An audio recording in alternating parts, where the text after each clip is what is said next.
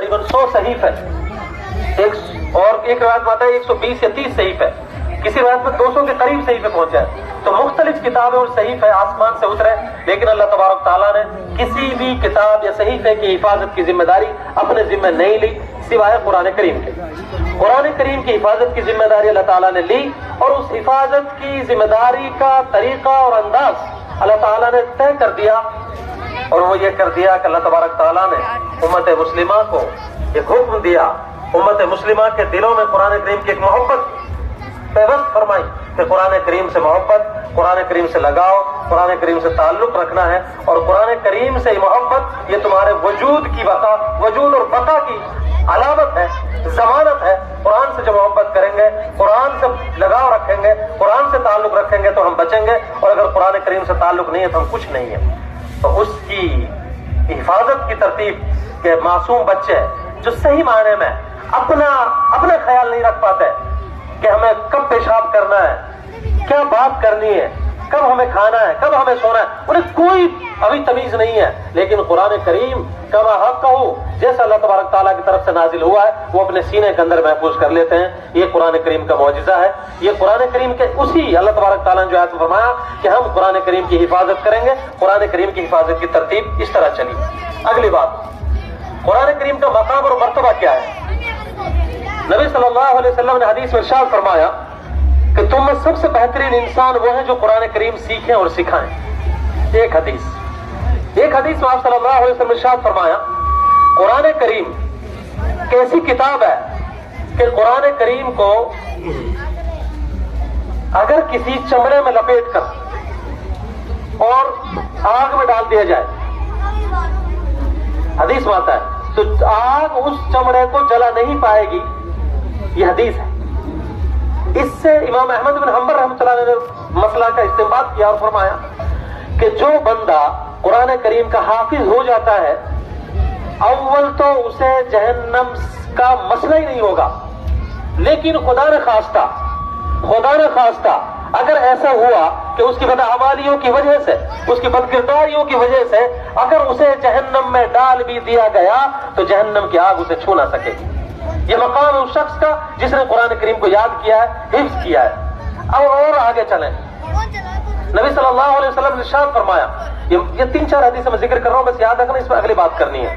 नबी सल्लल्लाहु अलैहि वसल्लम ने इरशाद फरमाया हाफिज कुरान से कहा जाएगा कल कयामत के दिन कि जैसे तू दुनिया में कुरान करीम की तिलावत किया करता था, ऐसे ही कुरान करीम की एक एक आयत पढ़ता जा और जन्नत के दराजात पे तू चढ़ता जा। जन्नत के दराजात, जन्नत क्या है, दराजात क्या है, कितना फर्क है। नबी सल्लल्लाहु अलैहि वसल्लम ने इरशाद फरमाया जन्नत के एक दर्जे से लेकर जो अगले दर्जे का जो फासला है वो फासला इतना है जैसे जमीन से लेकर आसमान तक का फासला। अब कुरान करीम में जितनी आयतें हैं, कुरान करीम की एक आयत जब हाफिज पढ़ेगा तो एक आयत पढ़ने पर रिवायत में आता है, दूसरी रिवायत में आप सल्लल्लाहु अलैहि वसल्लम ने इरशाद फरमाया कि हाफिज तो पर लग जाएंगे, वो एक आयत पढ़ेगा, वो पर हिलाएगा और एक दर्जा चढ़ेगा। दर्जे की मियाद और जो मसाफत है, नबी सल्लल्लाहु अलैहि वसल्लम ने फरमाई कि जैसे जमीन से लेकर आसमान का जितना फासला है, इतना फासला जन्नत के एक दर्जे में है। अब वो पढ़ता जाएगा और चढ़ता जाएगा, ये फासला तय करके जन्नत के जहां कुरान करीम की आयत पूरी हो जाएगी वहां उसका मकाम और ठिकाना होगा। अब ये मुझे बात रह जाएगी, हमें जिक्र करता चलो इस हदीस के पैराए में। दुनिया में 2 चीजें हैं, एक शरीयत है, एक फितरत है। शरीयत में झुकाव है, लचक है, समझौता है, मुसालहत है। फितरत में न लचक है, न समझौता है, न मुसालहत है। फितरत बदला नहीं करती। कुरान करीम कहता है ला तब्दील अली कलिमातिल्लाह। मुफस्सिरीन लिखते हैं कि यहाँ कलिमात से मुराद फितरत है। फितरत मिसाल जैसे आग का काम है जलाना, अब उसमें कोई आलिम हाथ डाले, कोई अनपढ़ हाथ डाले, कोई मुसलमान हाथ डाले, कोई गैर मुस्लिम हाथ डाले, आग जलाएगी। पानी का काम है डुबोना, डुबोएगा। ये फितरतें हुआ करती हैं। ऐसे ही इल्म है, इल्म की एक फितरत है। इल्म की फितरत है तरक्की, बुलंदी, इज्जत, रफ़अत। यह इल्म की फितरत है। फितरत किसी के साथ खास नहीं हुआ करती, फितरत किसी से समझौता नहीं किया करती। अब जो कौमें उरूज पाती हैं, जो कौमें तरक्की पाती हैं, जो कौमें सुरखरू होती हैं, जिन कौमों की तकदीर सर बुलंदियां हो जाती है, उस कौम के खासा उस कौम की फितरत इल्म हुआ करती है। यानी इल्म का खासा ये है कि जो भी इल्म हासिल करेगा, जो भी इल्म के लिए अपने आप को खपाएगा, अल्लाह तबारक ताला उसका मुकद्दर रफ़त और बुलंदी करार दे देगा। कोई फर्क नहीं पड़ता इस बात से कि वो मुसलमान है कि नहीं, फर्क नहीं पड़ता इस बात से वो किस मजहब से ताल्लुक रखता है, किस बिरादरी से ताल्लुक रखता है, किस नस्ल से ताल्लुक रखता है, किस खानदान से ताल्लुक रखता है, कोई फर्क नहीं पड़ता। एक आदमी बहुत गिरी बिरादरी से ताल्लुक रखता है, लेकिन जब वो इल्म में अपने आप को आगे ले जाता है तो अल्लाह तबारक ताला उसको तरक्की देते हैं, और उसकी तरक्कियों का हाल ये होता है कि सारी दुनिया उसके लिए सलाम करती है और सारी दुनिया मानती है कि हाँ ये काबिल रफ़त है, वाकई ये काबिल सलाम है, काबिल मुबारकबाद है, और इस आदमी को इज्जत और रफ़त देनी चाहिए। ये बात मैंने कही क्यों? ये बात निकलती है नबी सल्लल्लाहु अलैहि वसल्लम की इस हदीस से। उलमा ने लिखा कि नबी सल्लल्लाहु अलैहि वसल्लम फरमाया कि हाफिज से कहा जाएगा कि तू पढ़ता जा और चढ़ता जा।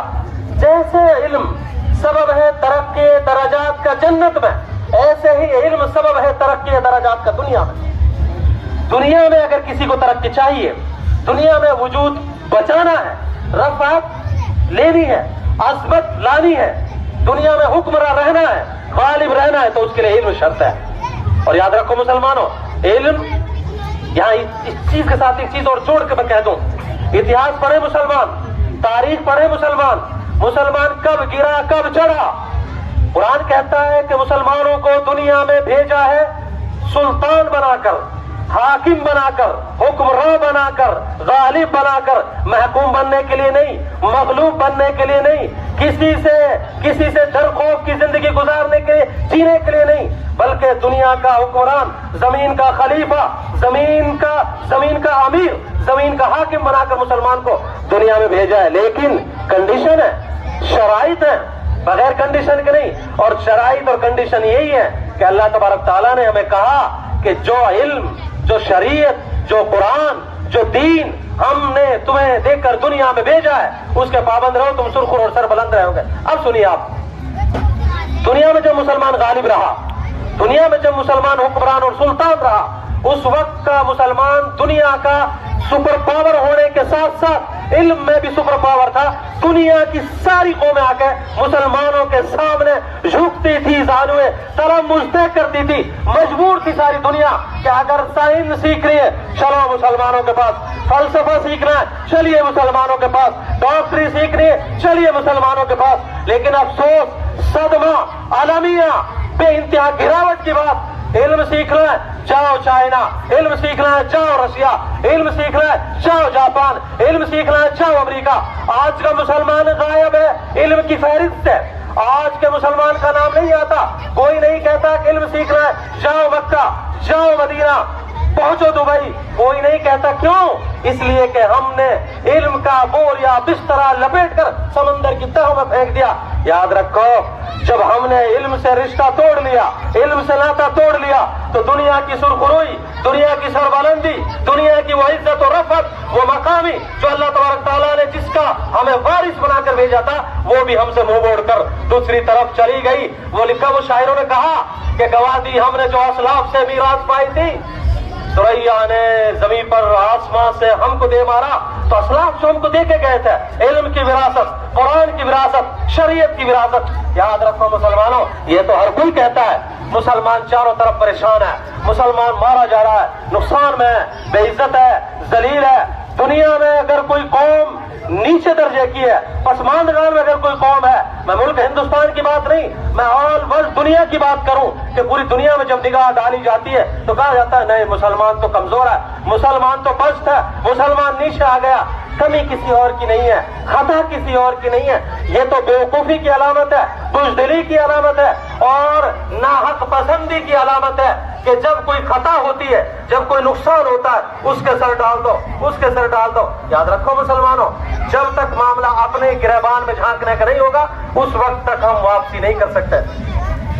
आज की बात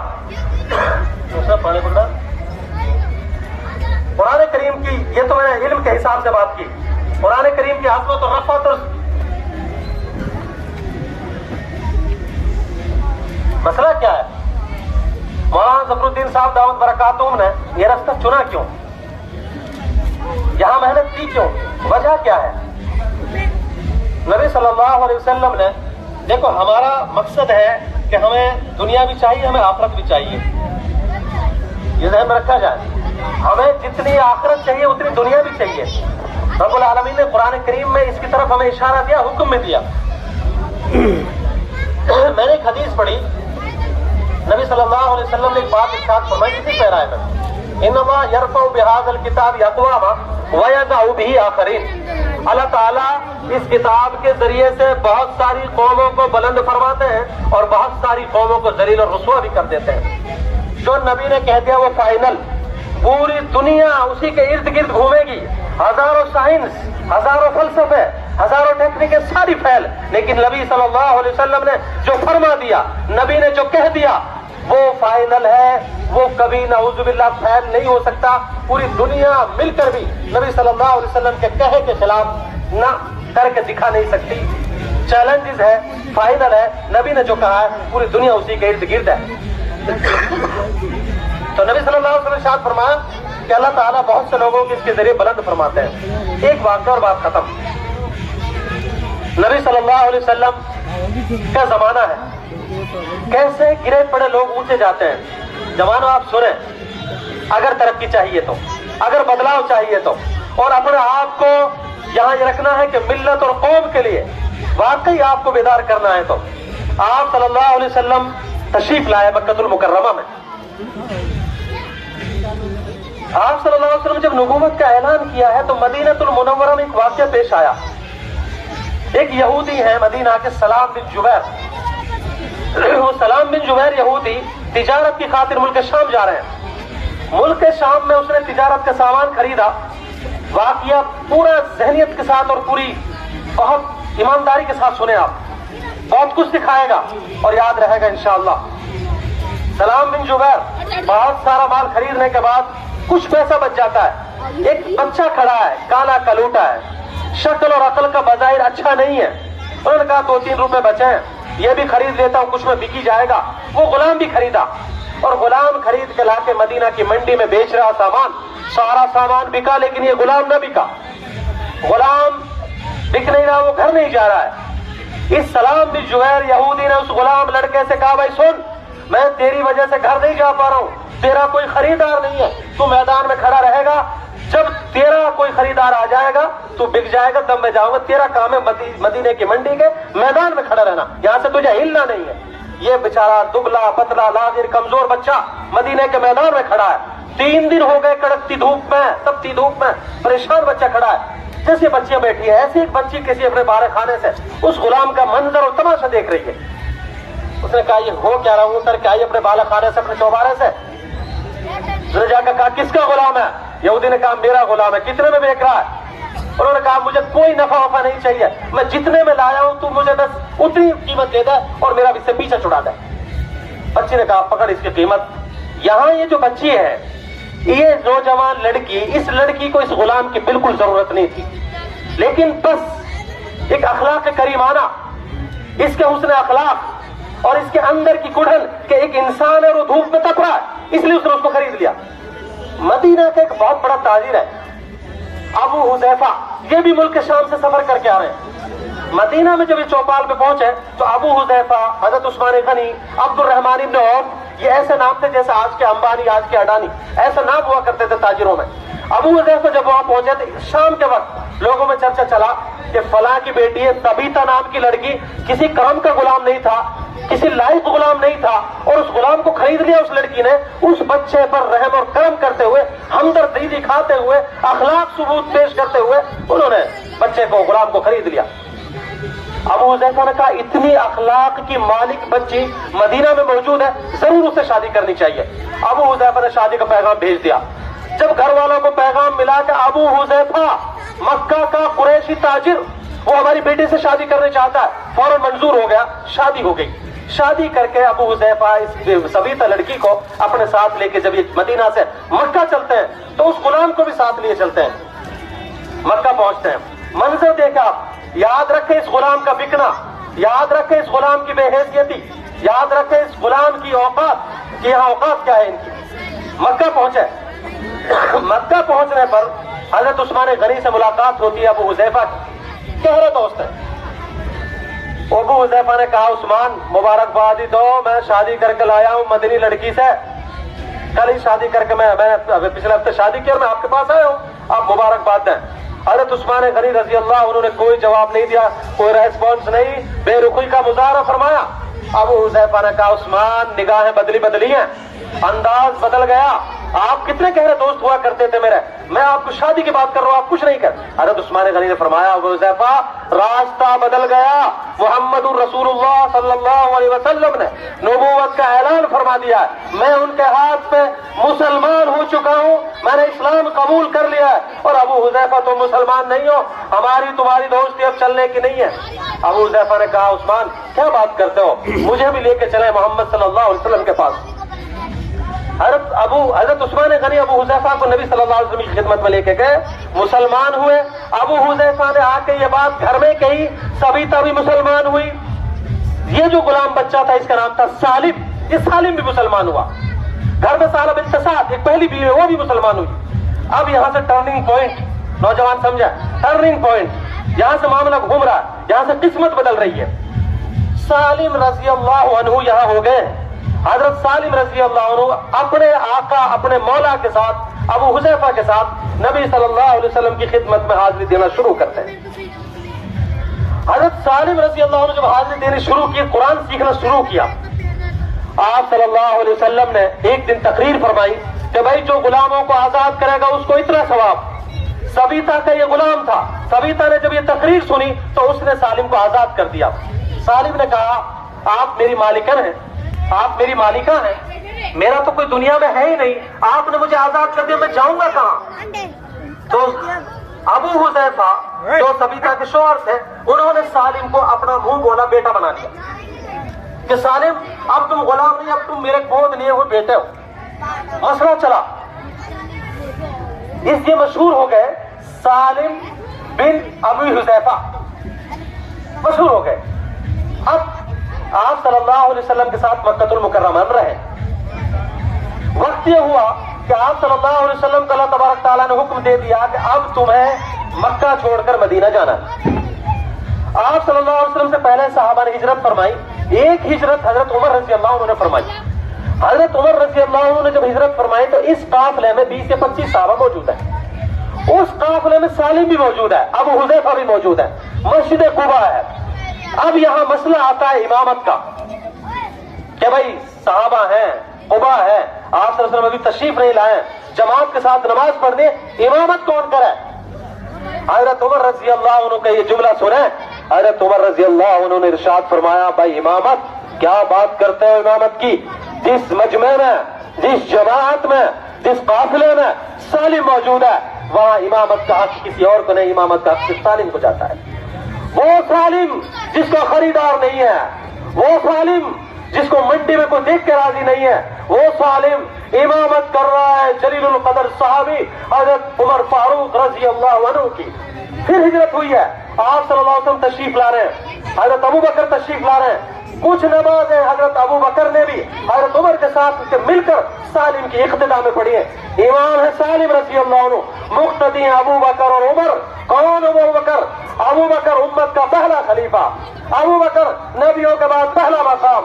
عمر کہ اگر نبی ہوتے, نبوت کا دروازہ اگر کھلا ہوتا, نمبر کسی کا ہوتا تو اگلا نمبر عمر کا ہوتا. مقتدی حضرت سالم کے ابو بکر اور عمر ہیں. دیکھیں آپ کس سے, کہاں سے, مسئلہ کہاں سے بدلا؟ قرآن کریم سے. قرآن کریم تمام صحابہ سے زیادہ یاد, تمام صحابہ سے اچھا پڑھتے ہیں. اور آگے چلیں, آپ صلی اللہ علیہ وسلم نے حکم دے دیا, قرآن کریم ایک حکم اترا, ادعوہم لآبائہم, کہ بھائی جو تم نے منہ بولے بیٹے بنا رکھے ہیں اب یہ جائز نہیں ہے, ختم کرو, اب ان کو ان کے باپوں کے نام کے ساتھ پکارو. معاملہ اٹک گیا. حضرت ابو حذیفہ کے بیٹے مانے جاتے تھے سالم, یہاں معاملہ ختم کہ اب بیٹا بھی نہیں رہے, لیکن سالم کا گھر میں آنا جانا برابر تھا. سہلہ بنت سعد رضی اللہ عنہا حضرت ابو حذیفہ کی پہلی بیوی, وہ آپ صلی اللہ علیہ وسلم کی خدمت میں آ کے حاضر ہوئی اور انہوں نے کہا یا رسول اللہ سالم جوان ہو چکا ہے اور اب وہ منہ بولا بیٹا بھی نہیں رہا ہے. ابو حذیفہ کو اچھا نہیں لگتا, وہ گھر میں بار بار آتے جاتے ہیں, چونکہ بچپن سے آتے جاتے ہیں. آپ صلی اللہ علیہ وسلم نے کہا سہلہ تم اس کے لیے دودھ پلا دو. انہوں نے کہا یا رسول اللہ سالم تو داڑھی اور مونچھ والا لڑکا ہے, جوان ہے, میں اس کو دودھ پلا دوں؟ آپ صلی اللہ علیہ وسلم مسکرائے اور آپ صلی اللہ علیہ وسلم فرمایا سہلہ میں جانتا ہوں کہ سالم جوان ہے, تم اسے دودھ پلا دو. حضرت سہلہ نے سالم کو دودھ پلایا اور پھر جو ہے رضائی بیٹا سالم کو بنا دیا آپ صلی اللہ علیہ وسلم اس گھر کا. یہ ایک اسپیشل علماء بیٹھے, یہ حکم صرف سالم کے لیے ہی تھا. حضرت عائشہ رضی اللہ عنہا نے ایک فتویٰ اور دیا تھا تو مخالفت کی تھی حضرت ام سلمہ رضی اللہ عنہا نے. حضرت عائشہ فرماتی کہ سالم کو حضور نے اجازت دی تھی تو اس طرح اجازت چل سکتی ہے. ام سلمہ نے کہا ہم نہیں مانتے اس بات کو, یہ تو صرف سالم کی خصوصیت تھی. اب آگے چلیں. ایک دفعہ حضرت عائشہ رضی اللہ عنہا دیر ہو گئی حضور کے پاس آنے میں. آپ صلی اللہ علیہ وسلم نے پوچھا عائشہ کہاں تھی, اتنی دیر رات اور آپ کافی لیٹ آئی ہیں. مائی عائشہ رضی اللہ عنہ نے کہا کہ یا رسول اللہ مسجد میں آپ کا کوئی صحابی قرآن پڑھ رہا تھا, بس اس کا قرآن پڑھنا ایسا تھا کہ میں اس کے سننے میں اور مشہور ہو گئی, اس کا کھچاؤ تھا, میں اس کو سننے میں لگی ہوئی تھی. آپ صلی اللہ علیہ وسلم نے اپنی چادر مبارک لی اور چادر مبارک گھسیٹتے ہوئے حجرہ مبارکہ سے باہر تشریف لائے اور کان لگا کر اندھیرے میں جب قرآن سنا تو آواز سے پہچان لیا کہ قرآن پڑھنے والا سالم ہے. یہاں حضور کی بات سنیں, حضور نے کیا کہا, الحمدللہ اے اللہ میں تیری تعریف کرتا ہوں کہ تو نے میری امت میں میرے صحابہ میں سالم جیسا بندہ پیدا فرمایا. آپ صلی اللہ علیہ وسلم سالم کا نام لے کر اللہ کی تعریف بیان فرما رہے ہیں اور آ کر کہا کہ عائشہ سالم ہے جو قرآن پڑھ رہے ہیں, سالم ہے. آگے سنیں, حضور صلی اللہ علیہ وسلم نے کہا تمہیں قرآن سیکھنا, صحابہ سے فرما رہے ہیں صحابہ تمہیں قرآن سیکھنا ہے, تمہیں علم سیکھنا ہے تو پہلے نمبر پہ علم حاصل کرو, قرآن کا علم سیکھو. تم صحابہ یاد رکھے بات کس سے ہو رہی ہے, نبی فرما رہے ہیں اور صحابہ سے کہہ رہے ہیں کہ صحابہ تمہیں علم حاصل کرنا ہے تو علم سیکھو عبداللہ ابن مسعود سے, تمہیں علم حاصل کرنا ہے. دوسرے نمبر پر نام لیا سالم مولا ابی حذیفہ کا, تیسرے نمبر پر نام لیا ابی ابن کعب کا, چوتھے نمبر پر نام لیا معاذ بن جبل رضی اللہ عنہم اجمعین کا. مقام دیکھیں, نبی خود فرما رہے ہیں کہ علم تمہیں سیکھنا ہے تو سالم مولا ابی حذیفہ سے علم حاصل کرو. وہ غلام جو منڈی میں خریداری کے بکنے کے قابل نہیں تھا, وہ غلام صحابہ کا معلم ہے, صحابہ کا استاد ہے. نبی کی زبان یہ کہہ رہی ہے کہ علم سیکھو سالم سے. وقت ہوا, معاملہ بیتا, ایک جنگ ہوئی تھی, جنگ یمامہ, اس میں شہادت پائی. آپ حضرت عمر رضی اللہ عنہ کا جب وصال انتقال کا وقت جب قریب تھا تو ساتھیوں نے کہا تھا امیر المومنین حضرت ابو بکر صدیق رضی اللہ عنہ نے آپ کو خلیفہ بنا دیا, معاملہ ختم ہو گیا, بہت اچھا رہا, حضرت ابو بکر نے اچھا کام کیا, آج آپ دنیا سے تشریف لے جا رہے ہیں, آپ اپنا کوئی خلیفہ کوئی نائب بنا کے چلے جائیں جس کو ہم آپ کے بعد اپنا امیر بنا لیں. تو حضرت عمر رضی اللہ عنہ کے زخم سے تھک چکا تھا, زیادہ زخم تھا, کوچ کٹ چکی تھی. ابو لولو فیروز نے تلوار نیزے کا جو زخم مارا تھا, آخری وقت تھا, سانس لے کر حضرت عمر نے یوں کہا کاش آج اگر سالم زندہ ہوتا تو مجھے کسی کو سوچنے کی ضرورت نہیں تھی کہ میں کس کو امیر بناؤں. یاد رکھیں, آپ دیکھیں وہ سالم, وہ غلام سالم آج اگر زندہ ہوتا تو عمر کی یہ تمنا ہے. حضرت عمر یہ فرما رہے ہیں کہ آج تو اگر میں کسی کو امیر بنا کے جاتا تو سالم کو میں بھی امیر بنا کے جاتا. یہ مقام کہاں سے ملا, یہ ترقی کہاں سے ملی؟ ان اللہ یرفع بهذا الكتاب اقواما مثلا سالم مولا ابی حذیفہ ویضع بها آخرین. اور دوسروں کو اللہ تعالیٰ بہت سارے لوگوں کو اس قرآن سے متنفر ہونے کی وجہ سے, منکر ہونے کی وجہ سے, انکاری ہونے کی وجہ سے ذلیل و رسوا بھی کرتے ہیں. مثال, بہت بڑا نام ہے, بہت بڑا مقام ہے, بڑا مرتبہ ہے, بڑی وجاہت ہے, بڑی سرداری ہے ابو جہل لعین کے پاس, لیکن قرآن کا منکر ہوا تو سدا کے لیے ہمیشہ کے لیے زمین کا ذلیل ترین انسان بنا ابو جہل. ابو لہب مقابلے کی ہمت نہیں ہے, کوئی آنکھ نہیں ملا سکتا تھا ابو لہب سے. قرآن کا منکر ہوا تو ذلیل الخوار ہوا. یہ قرآن ہے. اور آج بھی مسلمانوں یاد رکھ لیں, کتنے ہی چلو, کتنے ہی بھاگو, کتنے ہی پھرو, کہیں چلے جاؤ, اگر ترقی ملے گی تو قرآن کے سائے میں آ کے, عروج ملے گا تو قرآن کے سائے میں آ کے. راستہ بھٹک گئے ہیں, راستہ چھوڑ دیا ہے. جو راستہ منزل کا ہے, جو راستہ پتے کا ہے, جو راستہ ترقی کا ہے, اس راستے پہ ہم ہیں ہی نہیں. جب اس راستے پہ نہیں ہے تو پھر شور کس بات کا؟ پہلے راستے پہ آؤ اور پھر منزل پاؤ. حضرت عمر فاروق رضی اللہ عنہ उम्रे के इरादे से मक्कतुल मुकर्रमा तशरीफ ले जा रहे हैं मदीनतुल मुनव्वरा से। एक साथी है, मक्का के गवर्नर है नाफे इब्न अब्दुल हारिस रज़ियल्लाहु अन्हु, मुलाकात के लिए मकाम अस्फान पे आते हैं मक्का से बाहर निकल के। हजरत उमर उसूल के खिलाफ मंजूर नहीं, ज़ाब्ते के खिलाफ मंजूर नहीं। हजरत उमर ने कहा नाफे तुम जो है मक्का छोड़कर और यहाँ तुम आ गए हो, तुमने मक्का वालों पर अपने बाद अमीर बनाया किसको है? तुम तो मक्का में हो नहीं, अमीर किसको बना के है? उन्होंने एक नाम लिया। अरे नाफे ने फरमाया कि अमीरुल मोमिनीन मैं अमीर और इमाम बना के आया हूँ मक्का का अब्दुर रहमान इब्न अब्जा रज़ियल्लाहु अन्हु को। अरे तुम्हारा फरमाया ये इब्न अब्जा कौन है, ये अब्दुर रहमान है कौन? साथी ने, गवर्नर साहब ने जवाब दिया अब्दुर रहमान मेरा आजाद करदा गुलाम, मैंने उसको आजाद किया था, वो अब्दुर रहमान है। हजरत उमर के चेहरे पे तोड़ी पड़ गई, गुस्सा हो गए, लाल चेहरा कर लिया। हजरत उमर का गुस्सा औकात नहीं जो सामने रुक जाए। हजरत उमर ने फरमाया नाफे क्या किया तुमने? वो कुरैश है, वो मक्का के लोग हैं, वो अरब हैं, और उन कुरैश पर, उन अरब पर और खानदानी आजाद लोगों पर एक आजाद करदा गुलाम को तुम अमीर और इमाम बना के आए हो। सुनो जवाब। नाफे ने क्या कहा? अमीरुल मोमिनीन बात आपकी बिल्कुल दुरुस्त है और आप बिल्कुल सही फरमा रहे हैं, साहब तो यही था, लेकिन हजरत अब्दुर रहमान से ज्यादा कुरान का माहिर इस वक्त मक्का में कोई और था ही नहीं। ये जुमला तारीख में, इतिहास में, सीरत में हजरत उमर का सुनहरे अल्फाज से लिखा गया और याद किया जाता है। आज हजरत उमर ने फरमाया नाफे बिल्कुल नाफे फिर तो तुमने बिल्कुल ठीक किया, इसलिए कि कुरान तो है ही ऐसी चीज, कुरान तो है ही ऐसी चीज। हजरत उमर फरमाया कुरान तो है ही ऐसी चीज कि एक गुलाम वो इमाम है कुरैश का, जबकि आप सल्लल्लाहु अलैहि वसल्लम फरमा चुके हैं अल अइम्मतु मिन कुरैश, लेकिन कुरान है, उससे भी उठकर इमामत कर रहे हैं अब्दुर रहमान इब्न अब्जा। ज़ैद इब्न साबित रज़ियल्लाहु अन्हु 11-12 साल के बच्चे हैं, माँ बेवा है, यतीम बच्चा था। आप सल्लल्लाहु अलैहि वसल्लम की खिदमत में हाजिर हुआ कि या रसूल अल्लाह मेरे इस बच्चे को आप अपनी खिदमत में रख लें, ज़ैद इब्न साबित। आप सल्लल्लाहु अलैहि वसल्लम ने कहा ठीक है करते हैं बात। तवज्जो नहीं दी गई। गज़वा बदर का मौका है, 13 साल की उम्र हो गई है, रेडियो के बल उचक रहे हैं। आप सल्लल्लाहु अलैहि वसल्लम सबसे बाहर कर दे बेटा तुम्हारा जज्बा काबिल मुबारकबाद, लेकिन लायक नहीं हो।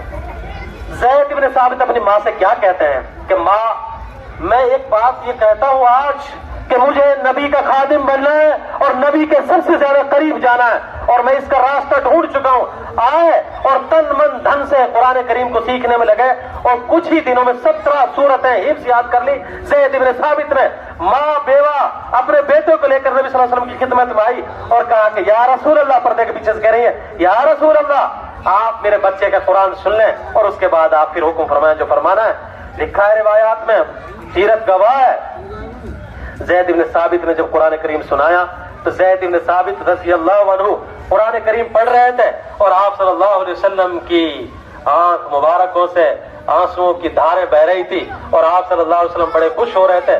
ज़ैद इब्न साबित को यूं आगोश में लिया और कहा ज़ैद आज से तुम हमारे और हम तुम्हारे, ज़ैद तुम्हें आज मेरे पास रहना है। कातिब वही मुकर्रर हुए। ये 3 वाकयात मैंने जिक्र किए और बस बात इतनी है कि नहीं कोई नहीं जरूरत, बात इतनी है नौजवानों कि आज की हमारी तालीम और आपसे बात, ये खवातीन हजरात, खवातीन यहाँ बैठी है, मस्तूरात हमारी माँ बहनें यहाँ बैठी है, आज आप अपने घरों को, मुसलमानों हमारे जवाल में कोई कसर नहीं है, हमारी गिरावट में कोई कसर नहीं है। यूं तो मन में कोई कितना ही फूलता रहे, मन में कोई कितना ही इतराता रहे, मन में कोई कुछ भी अपने उमंग लगाता रहे, लेकिन सच्चाई यह है कि इस वक्त में वाकई वाकया है, ये हकीकत है ये कि हम गिर चुके हैं, उजड़ चुके हैं और मिटने के दहाने पर हैं। लेकिन याद रखो हमारे पास ऑप्शन है, अभी भी हमारे पास ऑप्शन है, अभी ऑप्शन लौटा नहीं है।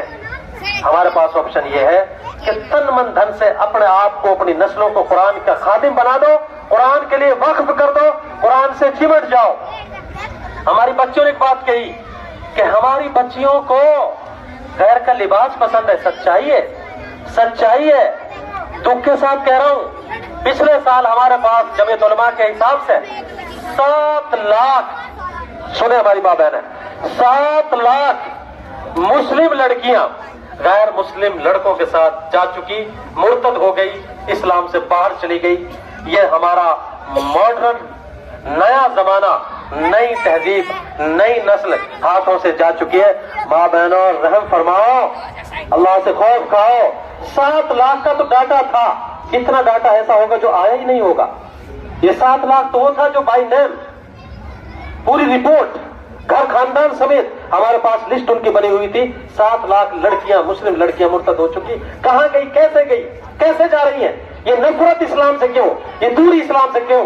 یاد رکھو مسلمانوں، اگر ہم اسلام سے یہ دوریاں، اسلام میں بیچ میں یہ جو مین پوائنٹ ہے، ہمیں بجائے اور کچھ زیادہ کہنے کے گھروں کے اندر دینی ماحول لانے کی کوشش کرنی پڑے گی. یہ جو بچیاں ہیں، معصوم بچیاں، ان کا حال یہ ہوتا ہے کہ یہ دین سے دور رکھی جاتی ہیں، شریعت سے دور رکھی جاتی ہیں، مسجد مکاتب سے دور رکھی جاتی ہیں. گھروں میں تعلیم نہیں ہوتی، گھروں میں نہیں بتایا جاتا ہم مسلمان ہیں، پوری دنیا کے حکمراں ہیں، ہم دنیا کو متاثر کرنے کے لیے آئے، متاثر ہونے کے لیے ہم نہیں آئے. دنیا ہماری جو ہے محکوم ہے، دنیا ہم سے سبق لیتی ہے، دنیا کو سبق دینے ہم آئے ہیں، دنیا کے لیے عبرت بنانے کے، دنیا کے لیے عبرت کے طور پر ہم ہیں.